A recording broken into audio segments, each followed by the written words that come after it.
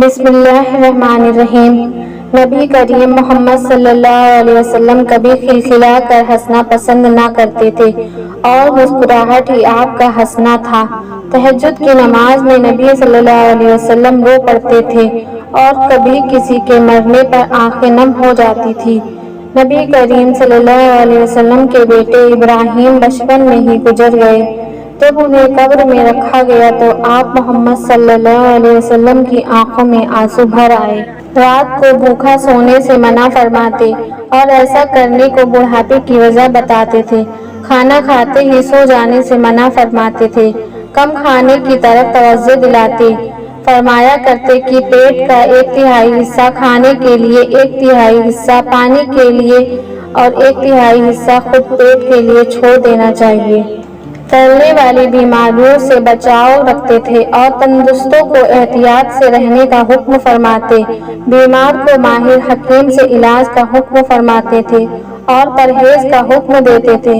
حرام چیزوں کو دوا کے طور پر لینے سے منع فرماتے اور ارشاد فرماتے، اللہ نے حرام چیزوں سے تمہارے لیے شفا نہیں رکھی ہے۔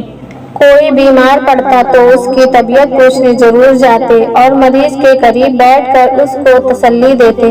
مریض کو پوچھتے کہ کس چیز کا دل چاہتا ہے، اگر وہ چیز اس کو نقصان نہ پہنچتی تو اس کا انتظام کر دیا کرتے۔ ایک یہودی لڑکا نبی محمد صلی اللہ علیہ وسلم کی خدمت کیا کرتا، اس کی بیماری کے وقت اس کی عیادت کے لیے گئے۔ صدقہ کی کوئی چیز ہرگز استعمال نہ کرتے، ہاں ہدیہ گفٹ ہوتا تو قبول فرما لیتے۔ صحابہ یا یہودی اور عیسائی جو چیز تحفے میں بھیجتے ان کو قبول فرما لیتے اور ان کے لیے خود بھی تحفے بھیجتے، مگر مشرکین کے تحفے سے انکار فرماتے۔ جو قیمتی تحفے نبی محمد صلی اللہ علیہ وسلم کے پاس آیا کرتے اکثر انہیں اپنے صحابہ میں بانٹ دیا کرتے۔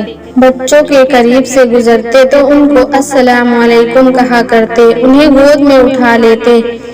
مجلس میں کبھی پاؤں پھیلا کر نہیں بیٹھتے، جو کوئی ملتا اسے سلام پہلے خود کر لیتے۔ مصافحہ کے لیے ہاتھ پہلے خود بڑھاتے، بیچ میں کسی کی بات کبھی نہ کاٹتے۔ اگر نفل نماز میں ہوتے اور کوئی شخص پاس آ کر بیٹھ جاتا تو نماز کو مختصر چھوٹی کر دیتے اور اس کی منت پوری کرنے کے بعد پھر نماز میں مشغول ہو جاتے، اکثر مسکراتے رہتے۔ حضرت عائشہ رضی اللہ تعالیٰ عنہا فرماتی ہیں کہ کوئی شخص بھی اچھے اخلاق میں نبی صلی اللہ علیہ وسلم کے جیسا نہ تھا۔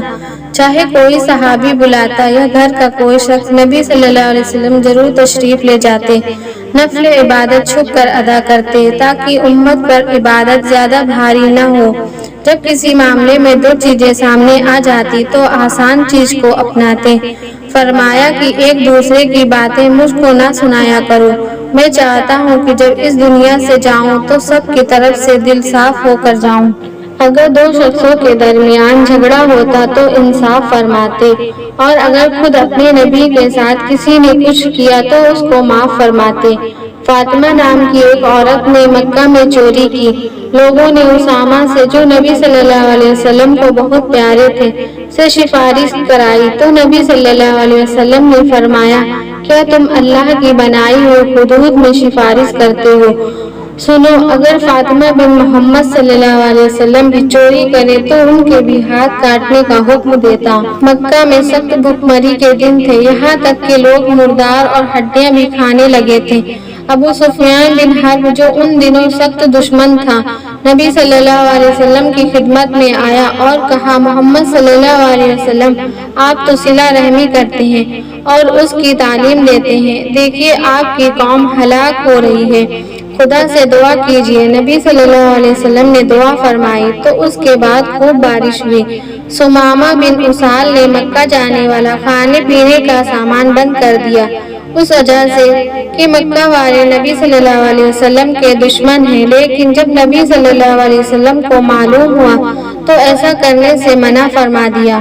مانگنے والے کو کبھی خالی ہاتھ نہ لوٹاتے، اگر کچھ بھی دینے کو نہ ہوتا تو مانگنے والے سے ایسے عرض کرتے جیسے معافی مانگ رہے ہوں۔ فرمایا کرتے، اگر کوئی شخص قرض کی حالت میں مر جائے اور اپنے پیچھے کوئی مال نہ چھوڑے تو ہم اسے ادا کریں گے، اور اگر کوئی مال چھوڑ کر مرے تو وہ وارثوں کا حق ہے۔ حضرت عائشہ رضی اللہ تعالیٰ عنہا فرماتی ہیں کہ خود اپنے پر کیے گئے ظلم کا بدلہ نبی صلی اللہ علیہ وسلم نے کبھی نہیں لیا۔ حبار نے نبی صلی اللہ علیہ وسلم کی بیٹی کو ایک نیزہ مارا، وہ اونٹ سے نیچے گر گئی، پیٹ کا حمل ساقط ہو گیا، اور یہی صدمہ حضرت زینب رضی اللہ تعالیٰ عنہا کی وفات کی وجہ بنا۔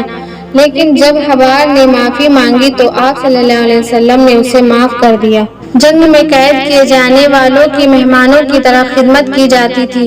جنگ بدر میں جو قیدی مدینہ منورہ میں کچھ روز تک مسلمانوں کے پاس قید رہے، ان میں سے ایک کا بیان ہے: خدا مسلمانوں پر رحم کرے، وہ اپنے گھر والوں سے بھی اچھا ہم کو کھلاتے تھے اور اپنے خاندان سے پہلے ہماری فکر کرتے تھے۔